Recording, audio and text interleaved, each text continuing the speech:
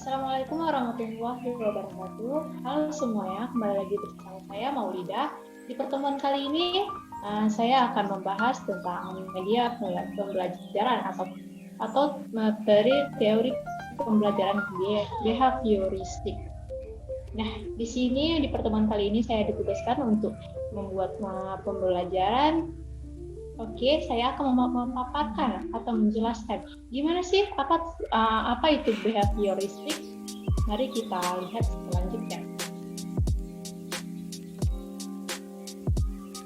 Jadi, yang pertama itu, apa sih teori behavioristik? Di sini saya akan memaparkan untuk menjelasnya. Oke, yang pertama itu pengertian teori behavioristik.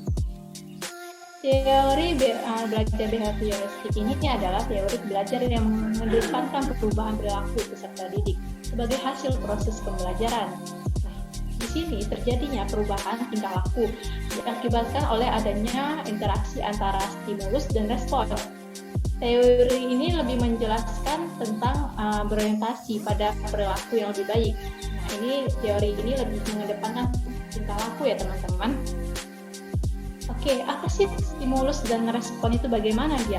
Nah, stimulus itu adalah segala sesuatu atau segala hal yang diberikan oleh guru kepada pelajar.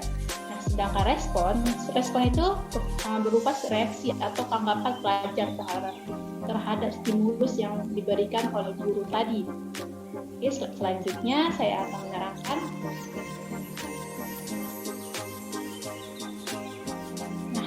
Karakteristik teori belajar ini ada berempat ya.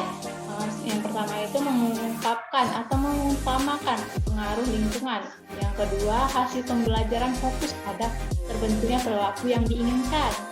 Berarti dia lebih mengedepankan perilaku yang lebih baik untuk kedepannya. Merubah ya teman-teman ya. Yang ketiga itu mementingkan pembentukan reaksi atau respon. Yang keempat, menganggap latihan itu adalah hal yang penting dalam proses pembelajaran dan sifatnya ini mekanis. Tokoh-tokoh yang mengembangkan teori behavioristik ini yaitu yang pertama Edward Le Thorndike pada tahun 1874 sampai dengan 1949. Yang kedua itu Ivan Pavlov pada tahun 1849 sampai dengan 1936. Yang terakhir itu Boris F. Skinner pada tahun 1904 sampai dengan 1990 ya teman-teman.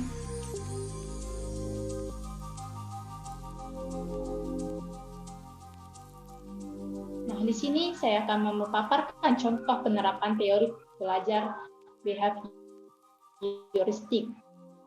Yang poin pertama itu guru menyusun materi atau bahan ajar secara lengkap, mulai dari materi sederhana sampai kompleks. Selama mengajar, guru lebih banyak memberikan contoh berupa instruksi. Dan selanjutnya itu jika guru menjumpai adanya kesalahan baik pada materi maupun pada peserta didik, maka akan segera diperbaiki. Guru lebih aktif memberikan latihan agar terbentuknya kebiasaan yang diinginkan. Guru memberikan evaluasi berdasarkan perilaku yang terlihat. Dan terakhir itu guru harus mampu memberikan penguatan, baik dari sisi positif ataupun negatif. Nah di sini hukum behavioristik juga ada, yaitu berupa 4 hukum.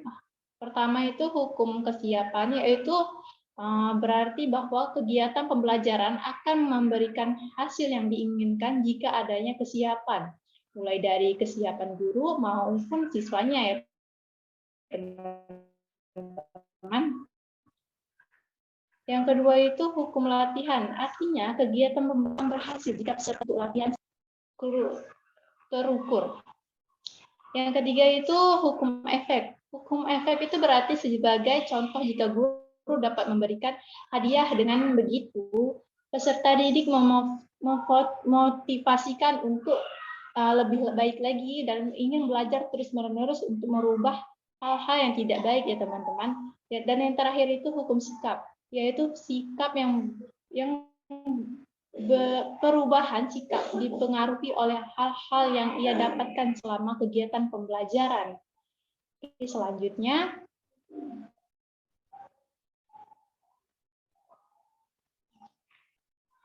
nah di sini teori ini juga mempunyai kelebihan dan kekurangannya, teman-teman.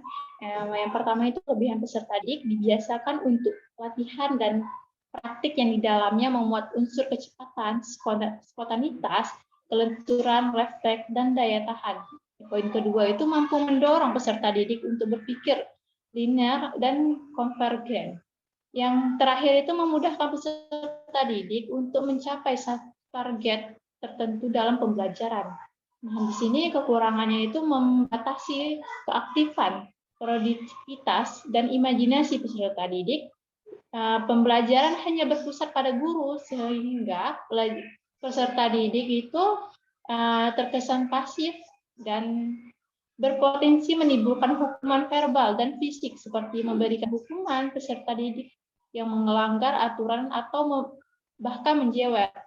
Namun, hukuman semacam ini justru bisa berakibat buruk bagi perubahan perilaku peserta didik. Yang terakhir itu timbul kesulitan untuk menjelaskan kondisi belajar yang kompleks, karena hanya beracun pada stimulus dan respon. Baik, teman-teman, ini yang bisa saya paparkan untuk teman-teman. Sampai jumpa di pertemuan selanjutnya. Semoga bermanfaat yang saya berikan. Sekian dan terima kasih. Wassalamualaikum warahmatullahi wabarakatuh.